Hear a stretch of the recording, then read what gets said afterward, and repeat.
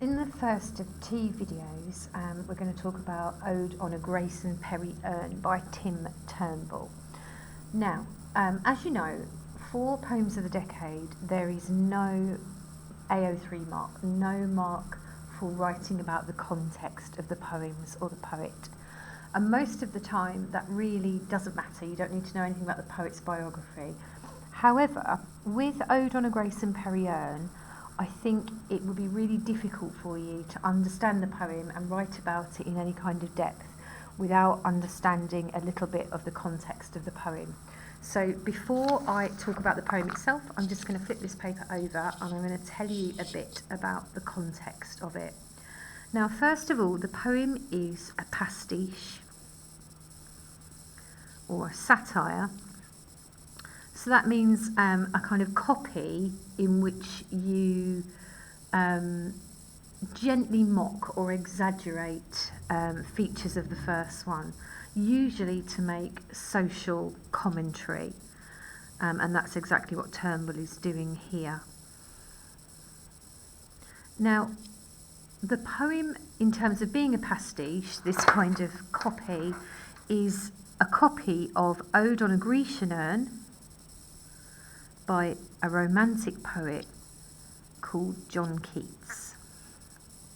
Now, when we say romantic poet, I don't mean that he was all lovey-dovey and wrote about Valentines a lot. I mean that he's part of the group of poets and the literary period that we call the Romantics. Now, the Romantics were nothing to do with love, were nothing about romance in the kind of Valentine's Day sense. They were about exploring what is beautiful and what is true. And their two obsessions were beauty and truth. So in Ode on a Grecian Urn, that's what Keats is exploring. And similarly, in his pastiche of that, that's what Turnbull's exploring in his Ode on a Grayson Perry Urn. Now, if we think about Grecian urns, so an urn is rather like a vase, but actually in ancient Greece, and we're talking about ancient Greece, we're talking about the classical period here when we talk about Grecian urns. In ancient Greece, vases weren't ornamental objects in the same way that they are now. You know, your nan might have a really beautiful vase that she keeps for special occasions or even to put flowers in. They were the equivalent of shopping bags and your Tupperware containers. They were used to hold oil, they were used to hold grain, and various other household goods. So they were really everyday objects. And on them, people liked to have pictures of everyday life. So artists would paint scenes on them of, like an oxen tied to a plough, or young people engaged in a sport or wrestling. And quite often they are pictures of young people who are beautiful and athletic, not necessarily model-like, but going about their everyday business.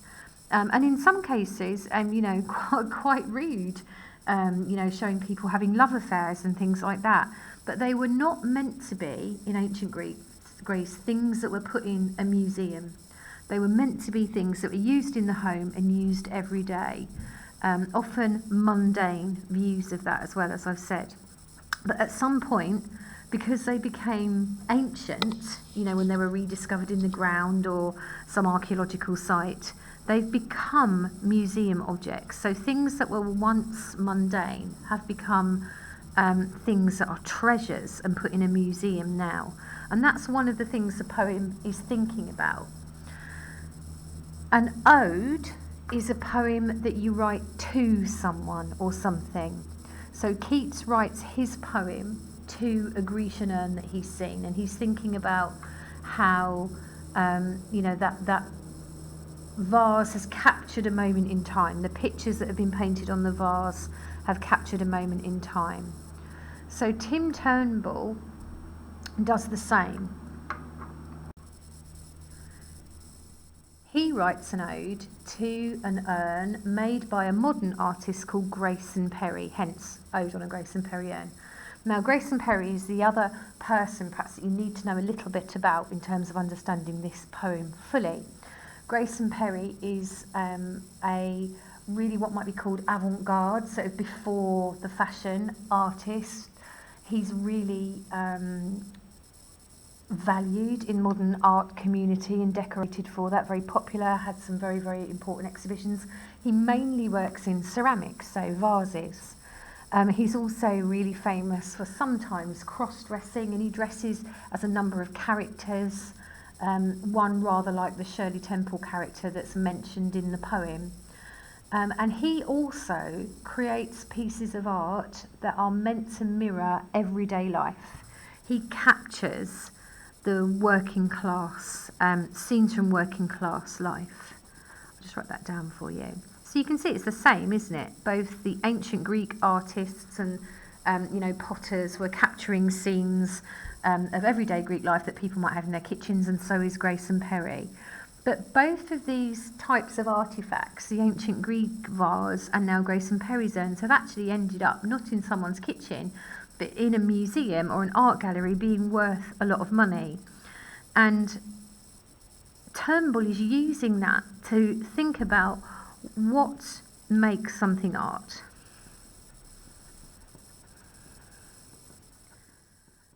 And who gets to decide what is beautiful. And in the case of Grayson Perry, many of the scenes that you see on his vases are really quite unpleasant. You know, they're pictures of people having fights or obviously drunk, people living lives that are quite dark and desperate at times, but also of working class people really enjoying themselves and subverting that stereotype of always being desperate.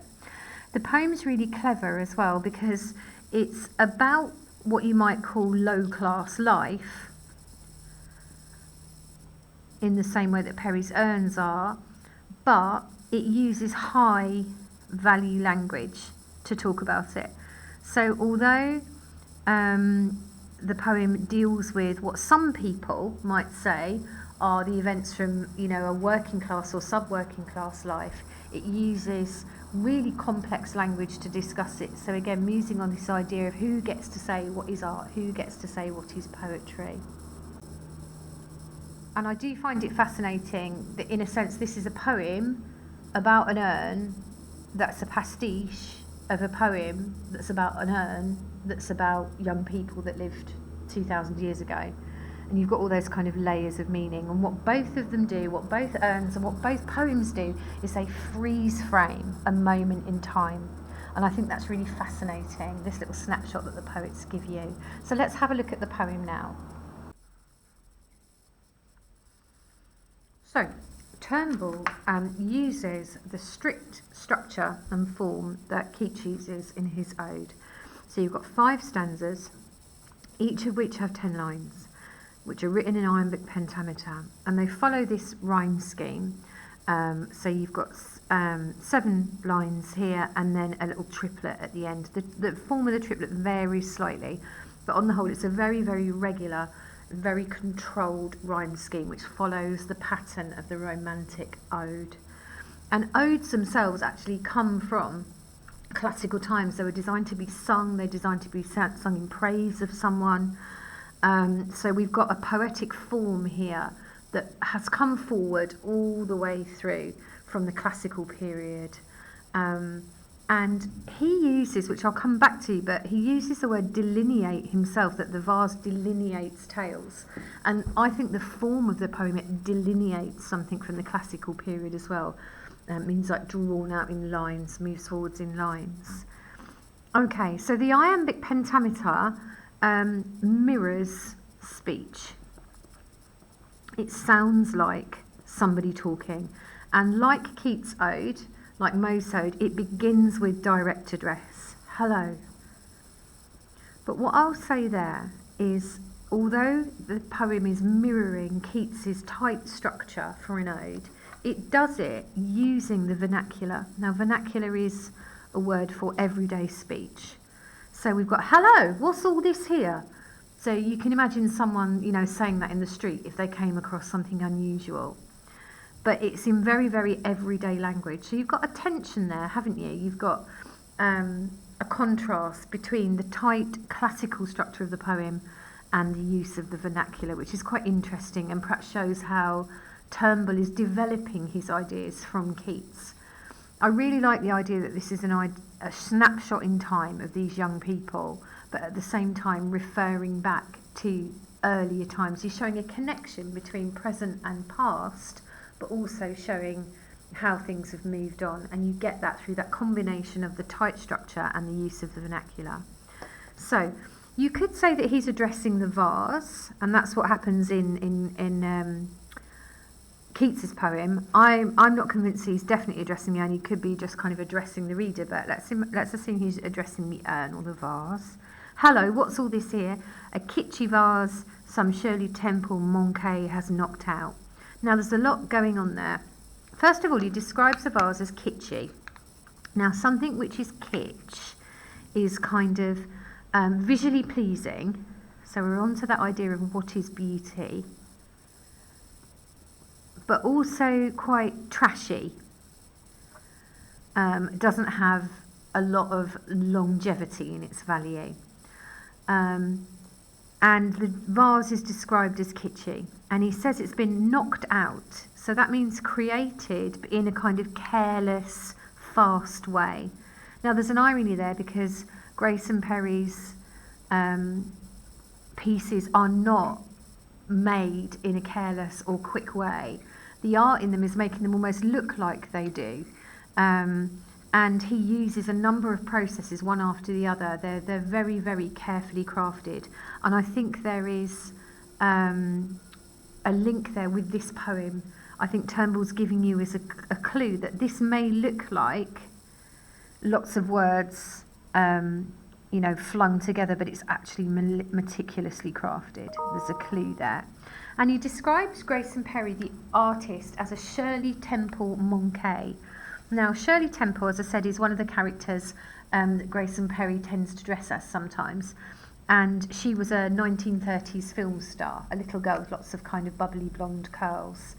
And manquer in French means to miss, like if you try to catch something and you miss, that kind of miss. So it's basically like a kind of wannabe. So you're trying to be like Shirley Temple, but you don't quite get there. So again, we've got the idea of what's beauty, who's to say what's beautiful, who's to say how we should dress, who's to say how we should create our art. So lots of questions about art and beauty, which picks up on that romantic theme. Then we move on to a description of what is on the vase. But now we're moving from the vernacular into words like delineating, which I mentioned earlier and I just want to return to, because this isn't vernacular speech, this is really formal. This is a Latinate word, which follows the patterns of classical language. So again, we've got that connection between what is low art and what is high art, if you like. Then we jump back again to quite informal, colloquial words: kids, cars, crap, louts. So informal language. So we're moving back and forth between the formal and the informal.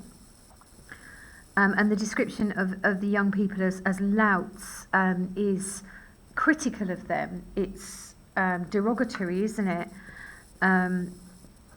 So there's a sense that these young people that have been captured in a moment in time don't seem to be people worthy of art, but this is a question that Turnbull raises, and we'll return to it later in the poem. He talks about the fact that they're Burberry clad. Now Burberry, as I'm sure you're aware, is a fashion label, but it gained a reputation for being low class, being worn by people who didn't really have any taste or culture. Please forgive me if it's your favourite way of dressing, but that was the reputation that it gained. So the first impression that we get of these young people in the poem, and according to the poem on the Grayson Perry urn, is that they are, low class, not particularly well-behaved young people. I'm going to stop this video now and move on to part 2.